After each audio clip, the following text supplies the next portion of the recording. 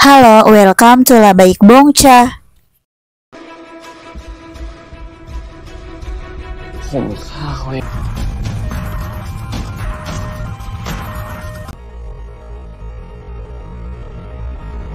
Drama ini adalah remake dari drama Korea Hello Monster yang pemainnya itu So In-guk sama Park Bo Gum.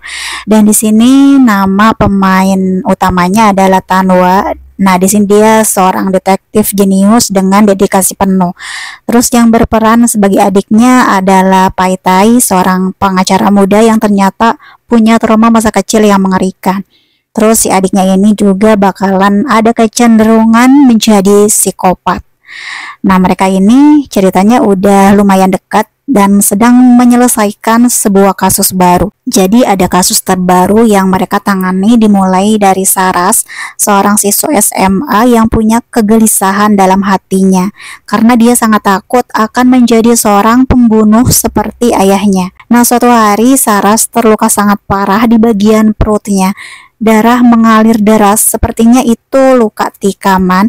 Dengan setengah sadar, dia memanggil polisi dan berkata bahwa temannya sudah meninggal dan pelakunya adalah dirinya sendiri. Kemudian polisi datang lalu menemukan dua orang ada di sebuah kamar, yaitu seorang pelajar laki-laki yang tergeletak tidak bernyawa dan di sampingnya ada Saras yang setengah sadar dengan nafas yang terputus-putus, masih sambil memegangi senjata tajam yang berlumuran darah.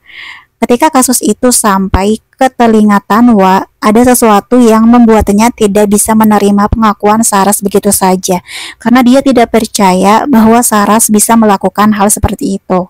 Kemudian Tanwa mulai penyelidikan dan menemukan bahwa ayahnya Saras adalah seorang pembunuh, dan Saras hidup dalam ketakutan akan menjadi seperti ayahnya.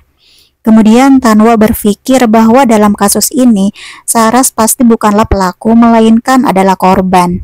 Karena pelaku sebenarnya dia yakini sudah kabur dari TKP. Tanwa masih penasaran apa alasan Saras mengakui kejahatan yang tidak dia lakukan. Akhirnya Tanwa dibantu sama adiknya yaitu Pai Tai yang seorang pengacara. Mereka berdua berusaha sekali melindungi Saras, termasuk ketika para polisi mau menanyai Saras. Terlebih lagi kondisi Saras baru saja selesai dioperasi dan dia sempat kena serangan jantung. Selama kondisinya masih belum stabil, kedua abang ade ini bergantian menjaga Saras, seperti melindungi adik kecil mereka yang sangat malang. Ketika Saras membuka matanya, tubuhnya terasa lemah dan setiap gerakan mengingatkan pada luka tikamnya. Di ruangan itu selalu bergantian ada Pai Tai ataupun Tanwa.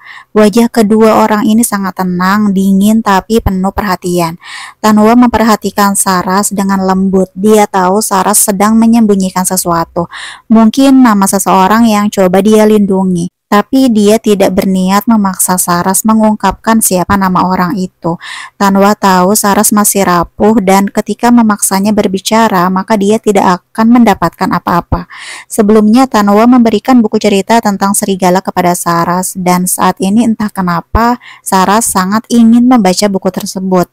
Pai Tai juga tidak kalah perhatian. Kali ini Pai Tai yang membacakan buku cerita serigala untuk Saras. Saras mendengarkan dengan tenang meskipun pikirannya terus melayang-layang.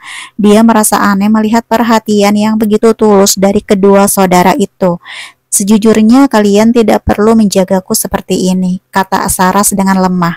Pai Tai terdiam sejenak lalu melanjutkan membaca seolah tidak ingin membuat Saras merasa lebih bersalah. Saras menghela nafas pelan, tubuhnya sangat letih bukan karena luka fisik saja, tetapi juga beban emosional yang terus menghantuinya. Perlahan kelopak matanya menutup dan dia pun tertidur dengan damai.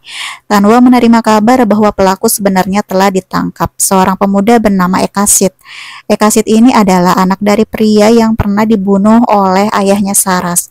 Aksi dendam adalah puncak semuanya dan Saras yang merasa bersalah atas dosa ayahnya memutuskan untuk melimpahkan kesalahan Ekasit kepada dirinya sendiri.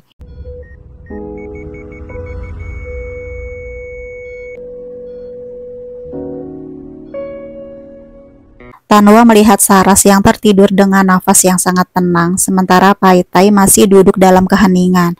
Paitai berkata demamnya Saras tidak kunjung reda dan kondisi Saras semakin memburuk. Mereka diperintahkan dokter untuk bersiap-siap terhadap kemungkinan terburuk juga.